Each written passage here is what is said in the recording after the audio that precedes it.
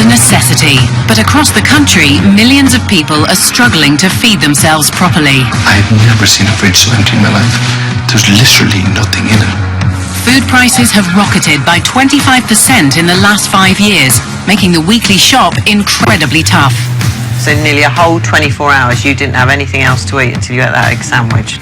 To feed their children and themselves, families are filling up on the cheap convenience foods high street supermarkets put on offer every day of the week. Family lasagna for $2.98. I couldn't make it for that. And with fewer offers in the supermarket aisles on fresh food, home cooking isn't seen as an option by budget shoppers. There's a lot of canned food here. There is, yeah, but I get them in the pound shop, you know. Behind closed doors, our nation is facing a food crisis. In the last 6 months, I've lost just over 3.5 stone. So tonight, 3 of Britain's leading chefs, James Martin, Angela Hartnett and Richard Corrigan, are going to discover just how bad things are. That doesn't look a lot. No, it's not, no, but I have to settle for it.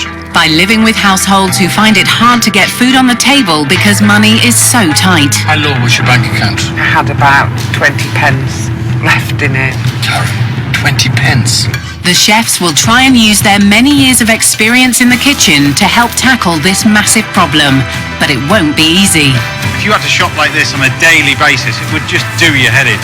They'll pull together the great and the good for a budget banquet, where they'll try to inspire the nation with nutritious dishes that cost less than a cup of coffee. Do you know what this was? £3. Quid. A pound, you're joking. And as well as trying to help by cooking their way out of the crisis, they'll attempt to convince our supermarkets and political leaders that we're now in a 21st century food emergency that can't be ignored.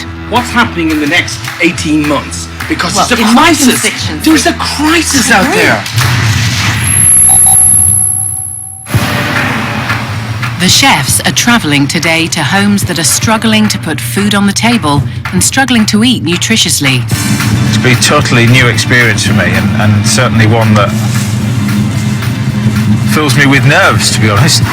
For the next 3 days, Richard Corrigan, Angela Hartnett and James Martin are going to live and eat like their hosts in order to try and understand the problems faced by households on the breadline. I don't quite know what to expect. I suppose the experience is certainly going to be different from anything in my normal day-to-day. The chefs are heading out into a country where about 500,000 people are relying on the charity of food banks and food aid, many of them working families. When I think of food poverty, I suppose I always think of, you know, maybe a cigarette out of one side of the lip, a can in the other, and, you know, all the stereotypes you kind of would think about. But, you know, I'm sure I'm going to be surprised. Their mission is to see if their combined experience of over 65 years can provide some practical help to the millions of people who are spending more and more money on food but getting less and less in return. Richard's nearing his home for the next few days, Mansfield in Nottinghamshire. The Millers are a double-income family. Darren is a software engineer and Karen works at a children's centre, not the type of people you'd necessarily expect to be struggling to feed themselves. I just think, obviously, coming from a working household, I shouldn't have to worry as much as I do about the cost of food and about scrimping and saving. Like millions of others, the Millers are being hit by food costs that have risen 3 times faster than wages in the last year. You can't cut the cost of your rent or the bills. The only thing that we've had where we could possibly save any money is the food budget. There you go, Tia. No cheese on yours. On average, the Millers have just £1.66 a day to feed each member of the family. Maybe somewhere along the line things will get easier. Really don't know, to be honest. Hello, Richard. Nice to meet you. It's Karen. Darren, how you doing? How you doing? Fine, thank you. Come on, Come on in. Richard's come to stay in the last week of the month when the family budget is at its most stretched. He wants to see what they eat, how they shop, and if he can try and help improve things. So who are we here? I'm Tia. Tia? Jack. Jack? I'm Cody. Cody? And this is Evie. Evie. How are you? Shy. It's very shy. I imagine with 4 children here, nothing goes to waste, that's for sure. There's not a lot, not a great deal. I just hope you like beans. Beans. Yeah, tomatoes. Really? Yeah. We like a lot of pasta as well, don't we? Yeah. Yeah. And do you manage to get a bit of parmesan on your pasta? No, we don't actually, do the we? budget doesn't stretch to parmesan. Does it? No, I'm afraid not. Oh my. It's lunchtime in the Miller house, and as promised, there's beans. What's for lunch for the children today? So today we've got hot dogs and beans, and then ravioli for the older one. Okay, so I'll be honest with you, a lot of processed sweetened food here straight away now. You know what I mean? Hot dogs, jars of hot dogs, ravioli. You know, I can understand they're very kid friendly. I understand that part. Yeah. Is it, you know, nutritional enough? When you consider the cost of that ravioli in a can, 35p. 35p. Research shows that in the last few years, families have been trading down on food, buying less fresh fruit, veg and meat, and eating cheaper and more unhealthy food. And you're telling me 35p? 35p. How much? Your sausages, 49p. 25p for the beans. 25p for the beans. £1 10p for all of this here. Yeah. And how much was this? The finger cobs, I got 6 for 10 pence. 6 for 10p? 6 for 10 pence. Youngest son Jack, who's 10, has agreed to give up his bedroom for Richard to stay in over the next 3 days. This would be your Are you room? sure I'm going to fit in here? God, I forgot how small kids' rooms are. I know. I looked at that fridge when he was gone. I've never seen a fridge so empty in my life. I mean, there's literally nothing in it apart from milk. James Martin's on his way to Watford. One of the most vulnerable groups are the over 65s, and James is going to discover how far a state pension stretches today. My granny never had much. They were living on a basic pension, but there was always food on the table. She was fortunate. She had a veg garden at the bottom of a garden and a little allotment, but it's going to be difficult.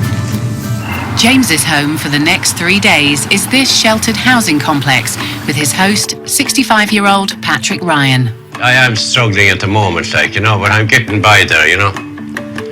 But, like, I would have never thought, like, when I was 44 or 5, whatever, you know, that I'd be in the situation I am today. I'm just ticking over, just about, like, you know. Patrick was a truck driver in the UK for over 30 years. Now his only income is his state pension, and after rent and other essentials, he has just £2.14 a day for food. It's a big knockback in life, but what can you do? Just accept it as people worse off than us, you know. Hi, you must be James. Hi there, Patrick. How are you? Nice to meet you. And you, yeah. Would I come in? Thank you for having me. You're welcome, yeah. Thank you. This is home, yeah? Home sweet home. I'll just show you the basics. It's small, like, but it's comfortable, like. Yeah. So this is where you sleep? That's where I sleep, yeah. Would you like to see the kitchen? I'd love to see it. Yeah, Yeah, that's yeah. quite okay, yeah. This is small. It is small, yeah. There's not a lot in it at the moment, like. That's the way it is, like. And you like your soup? Is that a full meal? No, that's 2 meals, like. I like 2 meals out of Yeah. that? I put it in the pot, like, it's turn it up, and I get 2 cups out of it. So, average cups. So I have one in the evening, slice of bread with it. And that's your meal? It is, yeah. And sometimes I have 2 slices of bread, you know.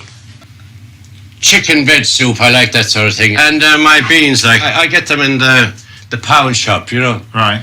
Like, sometimes, if you're in there in the mall, you get 4 of them for £1, like, you know. So that's basically Cupboard bit. the cupboard, yeah. What's in so your fridge? I'll show you my fridge, yeah. There isn't a lot in it. You're not wrong, are you, Patrick? No. As I said earlier on, that's the remainder. If you shake it like it's okay, I put a drop of water through it. Well, that doesn't look a lot. No, it's not, no. But sure, I have to settle for it. Times are tough for pensioners. Over 1 million elderly people are estimated to be on the brink of poverty.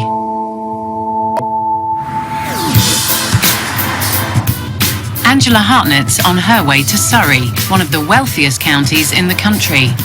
This is where, you know, superstars, millionaires and Chelsea football players live, you know.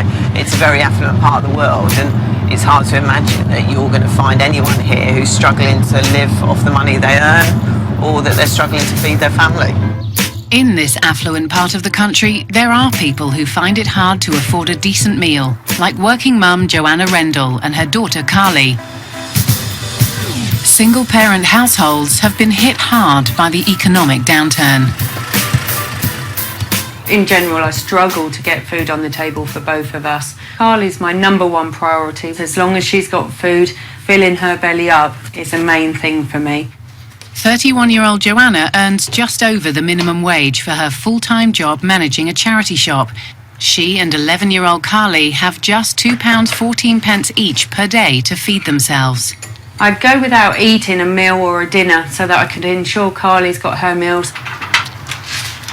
Hello. Hi, how are you? I'm good. Joanna? Yep. Hi, how are you? Nice to meet you. You're right. Sorry to disturb you. Eating lunch? Yeah. What are you eating? Chicken noodles with sweet corn. Nice. I love chicken. Like chicken noodle soup. All right, I'll let you eat your lunch. Bye. All right, nice to meet you. Whilst it's lunchtime for 11-year-old Carly, her mum Joanna's making do with a cup of tea. You were putting a lot of sugars in there, Mrs. Yeah. Now, how much sugar do you have? 3 sugars. Cheese, Mrs. Yeah. Sit down. Angela first wants to discover what the family eats every day, so she's keen to go through the food diary Joanna and Carly have been keeping. Is this for 1 week you've done it?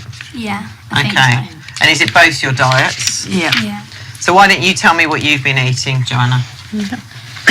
For lunch, I had a cup of tea, and then for dinner, I also had a microwave roast dinner. You just had a cup of tea. Yeah. So you basically drank tea throughout the day. Yep. And then on the Monday, for breakfast and lunch, I had a cup of tea, and then I had an fried egg sandwich in the evening. Just by looking, you know, Carly's got, you know, a good couple of pages of food diary, and you've barely got one.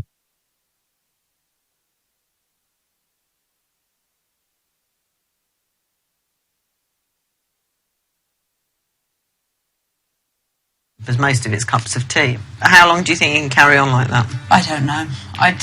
It's not something I've thought about. I try to ignore it and just until something changes.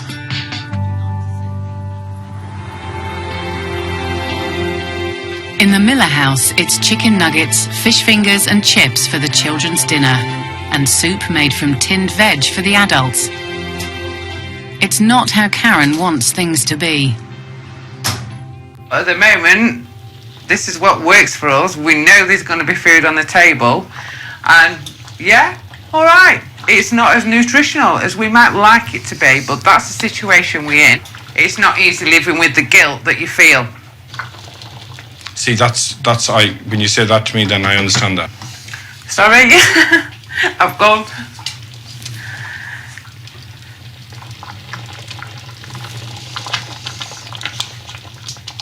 You find it tough, don't you? Yeah. You know, you two, I must say, you're a hard-working couple. You're doing your best. You don't get one goddamn handout from anybody. No. You honestly both deserve better than this.